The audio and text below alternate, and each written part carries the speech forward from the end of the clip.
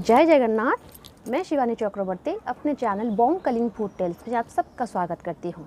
मेरी ये जो सीरीज़ है जीवन जगन्नाथ, उसका आज दूसरा एपिसोड है और आज का हमारा टॉपिक है जगन्नाथ मंदिर। आज हम मंदिर के बारे में बात करेंगे और आज की हमारी जो रेसिपी है वो है मीठा दाल, जिसको कि उड़िया में बोलते हैं मीठा डाली, और वो जगन्नाथ जी को बहुत पसंद है और आगे हम बात करेंगे। लेकिन उससे पहले चलिए हम किचन में जाके अपनी दाल बनाना शुरू करते हैं और उसके बाद हम आगे बढ़ेंगे वीडियो में। तो अभी हम अपने किचन में हैं और आज हम बना रहे हैं मीठा डाली। ये भी जगन्नाथ जी का एक बहुत ही पसंदीदा भोग है जो जगन्नाथ जी को बहुत पसंद है। जगन्नाथ जी की हर चीज़ में मीठा जाता है, गुड़ जाता है या फिर खंड जाता है। तो आज हम बना रहे हैं मीठा डाली, इसलिए क्योंकि इसमें मीठा है इसलिए ये मीठा डाली है। तो इसके लिए हमें क्या चाहिए, इसके लिए मैंने लिया है ये 1 कप से कम थोड़ा दाल, जो तकरीबन 150 ग्राम है। और इसके लिए लिया है मैंने घी, और ये है हींग, जिसको मैंने थोड़ा पानी में रख दिया है, घोल दिया है। और हल्दी, नमक, जीरा, गुड़ और अदरक।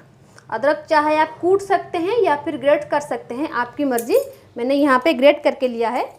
तो मैंने पहले से ही पानी रख दिया है गरम करने के लिए। चलिए देखते हैं हमारा पानी गरम हुआ है कि नहीं। हाँ, हमारा पानी अब गरम हो गया है।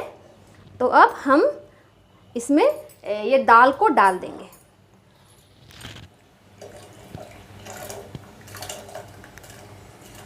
इसमें मैंने 1 कप दाल लिया है और 4 कप मैंने पानी लिया है, क्योंकि ये अरहर की दाल है, थोड़ा पकने के लिए टाइम लगेगा।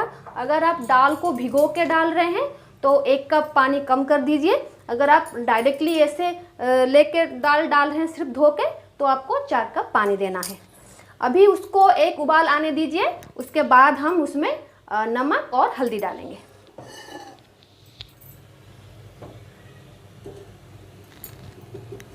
अभी हम देख लेते हैं इसमें उबाल आया है कि नहीं। और ये मैंने उसको निकाल दिया। ये देखिए कितनी अच्छी तरीके से दाल उबल रहा है। अभी इसी टाइम, मतलब दाल अब जब आप डालें पानी में, उसके तकरीबन 3 या 4 मिनट के बाद वो तो ऐसा ही उबल जाएगा, क्योंकि पानी गर्म होता है। और उसमें नमक डाल दीजिएगा। ये है जो है ये आयोडाइज सॉल्ट है, ये मंदिर में यूज़ नहीं होता। मंदिर में जो नमक यूज होता है वो सीधे समंदर से, जो मतलब डायरेक्टली समंदर से आता है जो नमक, वही यूज होता है। वो बड़े बड़े दाने वाला, उसमें कोई आयोडीन वायोडीन वगैरह मिला नहीं होता, वो प्योर नमक होता है, वो यूज होता है। और जगन्नाथ मंदिर में कोई सेंधा नमक यूज नहीं होता, वो समंदर का नमक ही यूज होता है। और ये है हल्दी, इसको हमने डाल लिया। ये भी होममेड हल्दी है, इसलिए उसका रंग थोड़ा सा डार्क आ रहा है। अभी हम इसको ढक देंगे तकरीबन 10 मिनट के लिए, और वो भी गैस को सिम करके, मतलब लो फ्लेम में रख के। अभी हो गया हमारा, मैंने उसको ढक दिया। अभी इसको हम 10 मिनट तक वैसे रहने देंगे। उसके आगे का प्रोसीजर उसके 10 मिनट के बाद होगा। अभी हमारा 15 मिनट हो गया है। मैंने इसको 15 मिनट से खोला नहीं। अब देख लेते हैं इसका क्या हाल है। हाँ, अभी दाल हमारा बन गया है और थोड़ा टाइम लगेगा। तो अभी जब 5-7 मिनट और होगा उसको पकने के लिए, उसी हालत में आप इसमें अदरक डाल लेंगे। और ये गुड़ आप अपने स्वाद के हिसाब से डाल देंगे। कौन क्या कितना मीठा खाता है, कितना कम खाता है, कितना ज़्यादा खाता है, उसी हिसाब से आप डालेंगे और फिर उसको बंद कर देंगे। जगन्नाथ जी की जो रसोई होती है, जो भी खाना बनता है, वो ऐसे मिट्टी के बर्तन में बनता है, और उसका शेप जो होता है वो थोड़ा अलग होता है। उसी शेप का मिट्टी का बर्तन आपको कहीं और नहीं मिलेगा, खाना बनाने के तो बिल्कुल नहीं मिलेगा। और भगवान का जो प्रसाद है, आप अगर गए होंगे मंदिर तो आपने सुना होगा, उसको बोलते हैं ओबोढ़ा। जो बनने का प्रोसेस है उसकी वजह से उसको ओबोढ़ा नहीं बोलते, क्योंकि वो सर्व नहीं किया जाता किसी दूसरे बर्तन में, किसी दूसरे जगह में, इसीलिए उसको ओबोढ़ा बोलते हैं। ओबोढ़ा का एग्जैक्ट मतलब है जब आप सर्व करना, बढ़ा खाइबा बाढ़ीबा मतलब खाना परोसना।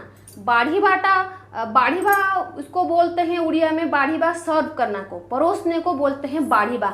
जो सर्व नहीं होता, जो परोसा नहीं जाता, उसको बोलते हैं अबढ़ा।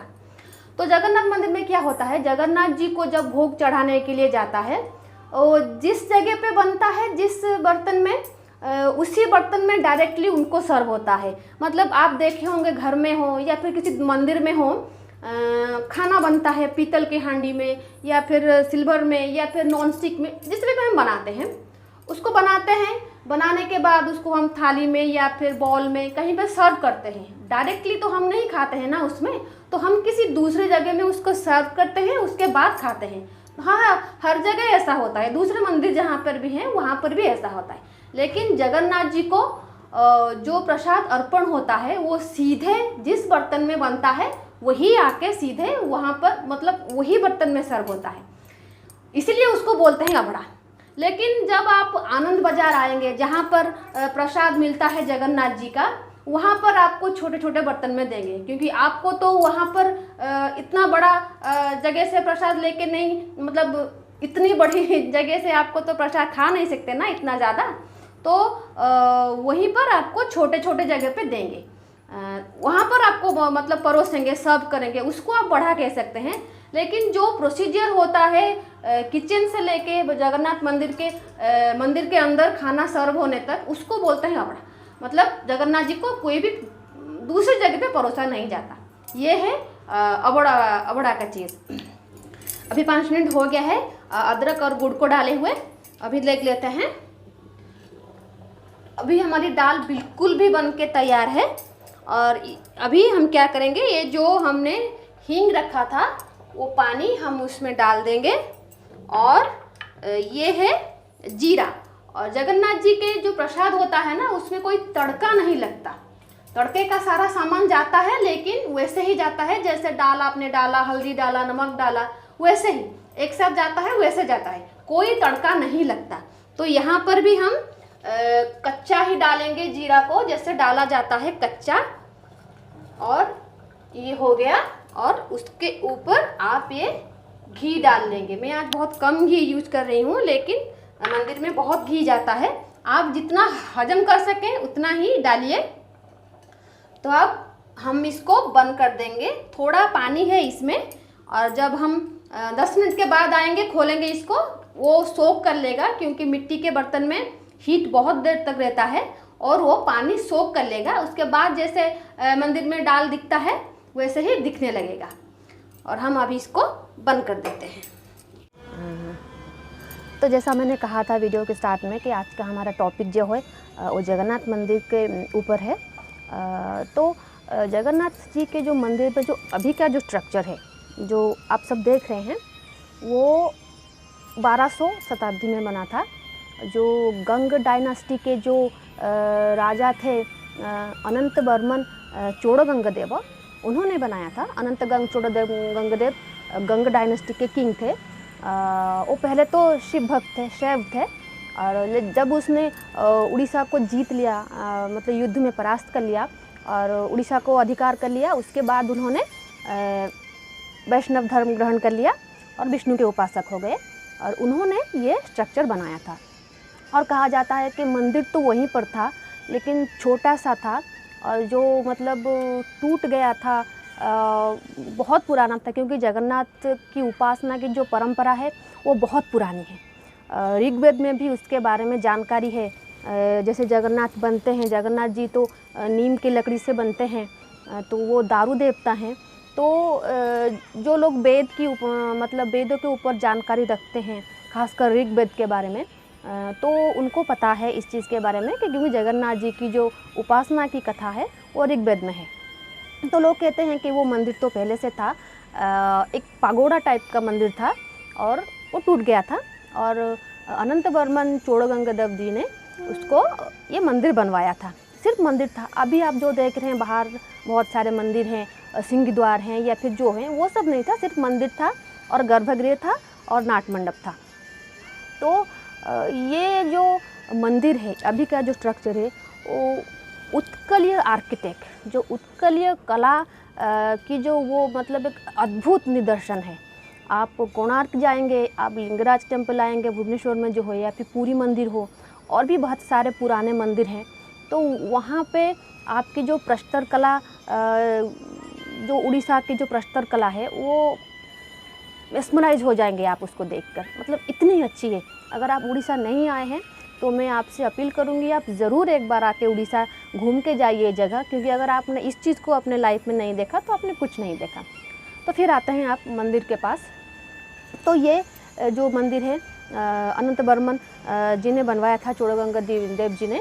तो उनके जो वंशज थे बाद में अनंग भीमदेव, उन्होंने उसका जीर्णोद्धार कराया था। बाद में तो मंदिर ऐसे मतलब बहुत सारे आक्रांताओं ने उसको मतलब आक्रमण किया था, तो उन्होंने उसका जीर्णोद्धार किया था।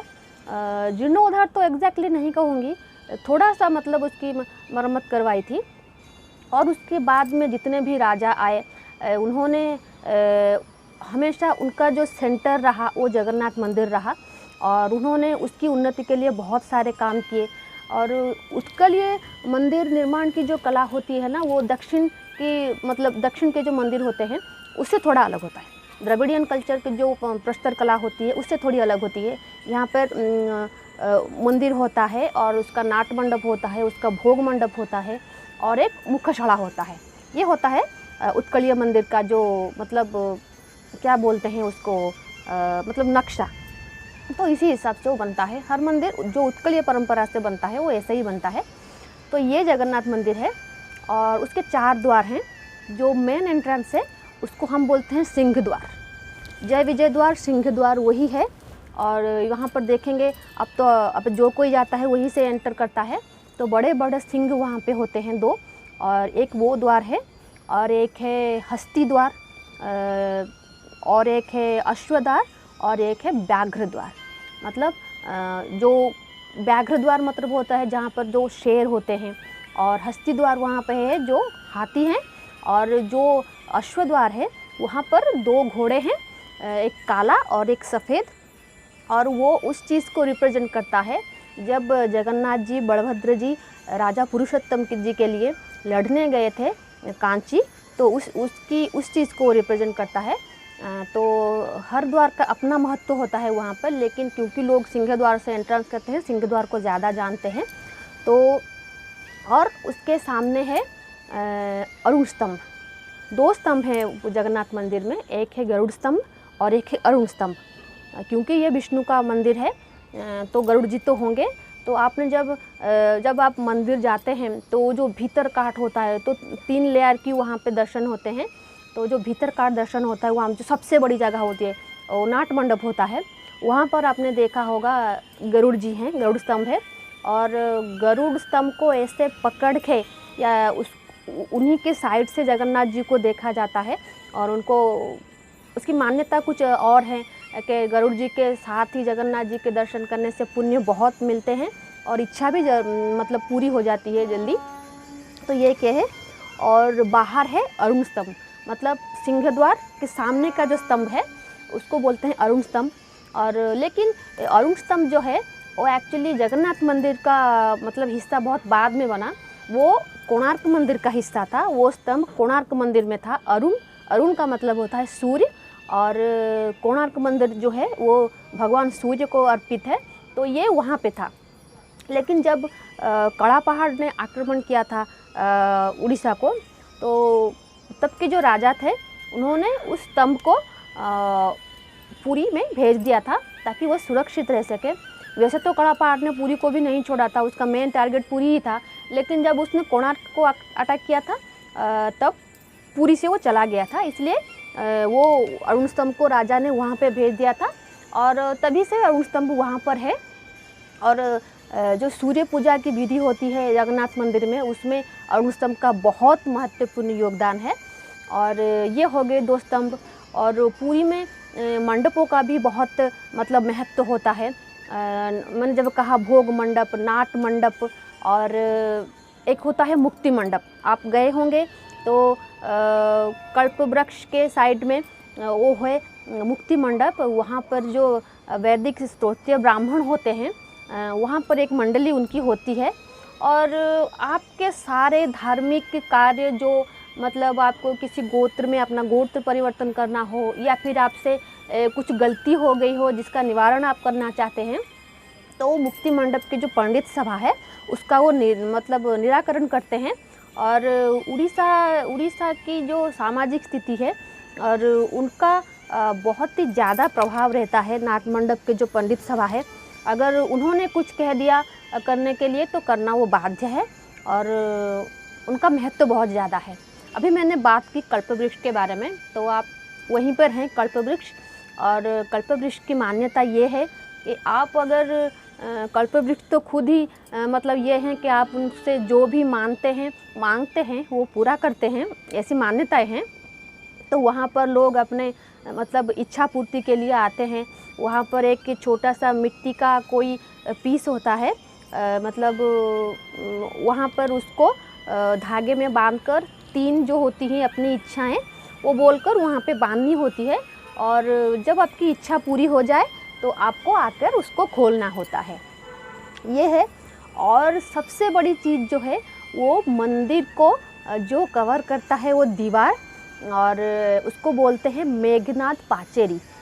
दीवार को पाचेरी बोलते हैं उड़िया में, तो वो होता है मेघनाथ पाचेरी। और ये मतलब जनश्रुति के अनुसार जो लोक कथाएं हैं कि क्योंकि समुद्र जो हैं वो भगवान विष्णु के ससुर जी हैं, क्योंकि महालक्ष्मी उनकी पुत्री हैं। तो जब समुद्र का मतलब जो वो आवाज़ होता है ना, जो लहरों की जो आवाज़ होती है, वो उसकी आवाज़ से जगन्नाथ जी सो नहीं पाते थे। तो उन्होंने मतलब राजा को स्वप्न में आके कहा था कि मैं सो नहीं पा रही हूँ समंदर की आवाज़ से, तो मेरे मतलब एक दीवार बना दो, वहाँ पे एक पाचेरी बना दो जिससे कि वो आवाज़ यहाँ पे नहीं आए। तो आप अगर जब पूरी आएंगे तो इस चीज़ को आप ज़रूर फील करेंगे। आप जब बड़ौदांडा में होंगे या फिर बाहर होंगे तो आपकी समंदर की आवाज़ आएगी आपको, लेकिन जब आप मंदिर के अंदर होंगे आपको समंदर की आवाज़ बिल्कुल नहीं आएगी। और ये जब भी आप पूरी आएँ तो इस बात को मतलब एक्सपेरिमेंट ज़रूर कीजिएगा आपको। और पूरी मंदिर का जो सबसे महत्वपूर्ण चीज़ है वो है नील चक्र, मतलब वो सुदर्शन जी को रिप्रेजेंट करता है। वो सबसे बड़ा चक्र है, जिस भी मंदिर में जैसा भी चक्र लगा हो सब मंदिर में वो सबसे बड़ा चक्र है। और उसके जो नीचे है वहाँ पर नवगुंजर जो होते हैं, आपको तो पता होगा नवगुंजर क्या है। तो वो 8 नवगुंजर की मतलब वहाँ पे चित्र हुआ है जो कि नील चक्र को देखते रहते हैं। और उसमें एक ध्वजा बांधी जाती है, उसको बोलते हैं पतित पावन बाना। जब तक वो बाना अगर मंदिर में नहीं होगा, हर रोज़ एक एक बाना लगता है। जो सेवक होते हैं मंदिर में तो बहुत तरह के सेवक होते हैं। जब मैं सेवकों के ऊपर वीडियो बनाऊंगी तो मैं उन सब के बारे में बात करूंगी। लेकिन जो उन सेवकों में से एक है चुनरा सेवक, उनकी जो ड्यूटी होती है वो मंदिर में ध्वजा चुनरा चुनरी और एक ही चीज़ होता है, तो उनको हर रोज़ चेंज करने के होता है। बहुत लोग मानसिक करते हैं, वो मतलब वो देते हैं ध्वजा लगाने के लिए, तो उनकी ध्वजा भी लगती है। और जो मंदिर का जो ध्वजा होता है, जो पतित पावन बाना होता है, वहाँ पर भी लगता है। हर रोज़ सुबह वहाँ पर जाके लगाते हैं, क्योंकि अगर वो बाना नहीं होगा वहाँ पर तो मंदिर में कोई भी काम नहीं होगा, मान्य नहीं होगा। और वो हमेशा हवा की दूसरी दिशा में बहता है। और आज तक किसी ने नहीं देखा कि उसके ऊपर कोई चिड़िया उड़ रही हो या फिर कोई एरोप्लेन उड़ रहा हो, ऐसी चीज़ है। और सबसे आश्चर्य की बात है जब मैंने कहा कि वो हवा के विपरीत दिशा में उड़ रही थी, हमेशा उड़ती है हवा की विपरीत दिशा में। तो ये भी मान्यता है कि अगर पतित पावन बाना कहीं पर मतलब टूट के कभी गिर जाता है तो लोगों को यहाँ पे बहुत डर लगता है कि शायद कुछ गलत होने वाला है ऐसा करके। और ये है पतित पावन बाना की बात। और तो फिर भी मंदिर के बेढ़ा जो होता है उसके अंदर बहुत सारे मंदिर हैं और हर मंदिर की मान्यताएं अलग हैं। वहाँ पे कांची गणेश हैं और माँ लक्ष्मी हैं, जिनके नाम से पुरी धाम है, श्री क्षेत्र पुरी। पुरी का जो पूरा नाम है वो है श्री क्षेत्र पुरी। लोग इसमें शॉर्टकट में पुरी बोल देते हैं। तो श्री का मतलब होता है लक्ष्मी, तो लक्ष्मी जी के नाम पे ही वो शहर है, श्री क्षेत्र पुरी। और पुरी का बहुत सारा नाम है, तो मैं अपने नेक्स्ट वीडियो में बताऊंगी वो पुरी और उसके नाम और क्यों वो नाम रखे गए हैं उसके बारे में बताऊंगी। तो आज के मेरे वीडियो में इतना ही। और मैं कह दूं, अगर आप कभी पुरी आते हैं, अगर आप को कोई प्रॉब्लम होती है, कोई भी प्रॉब्लम हो, तो वहाँ पर मंदिर का कार्यालय है, वहाँ पे आप जाके कांटेक्ट कीजिए, अपनी परेशानी बताइए, वो हमेशा आपके मदद के लिए तत्पर रहते हैं। और गवर्नमेंट ऑफ उड़ीसा भी हमेशा लोगों को चाहता है कि वो यहाँ पे आएँ, अच्छे से घूम के जाएँ। और अभी चलते हैं, देखते हैं कि हमारे दाल का क्या हाल है। और मैं फिर जाके बता दूं, अगर आपको मेरी वीडियो पसंद आ रही है और मेरी तरफ से दी जा रही जानकारी आपको अच्छी लग रही है, तो प्लीज़ मेरे वीडियो को लाइक कीजिए, सब्सक्राइब कीजिए। और अगर मैं कुछ गलत बोल रही हूँ, जो उड़ीसा के लोग हैं जो मेरी ये वीडियो देख रहे हैं, अगर मुझसे कभी कोई गलती हो भी रही है तो प्लीज़ मुझे कमेंट करके बताइए, मैं ज़रूर उसको सुधारूँगी। और चलिए देखते हैं हमारी दाल का क्या हाल है। ये देखिए, ये हमारी दाल बनके रेडी है। और अब हम इसको जगन्नाथ जी को समर्पण करेंगे। अगर आपको हमारी वीडियोज़ अच्छी लग रही हैं तो प्लीज़ हमारे चैनल को सब्सक्राइब कीजिए और लाइक कीजिए।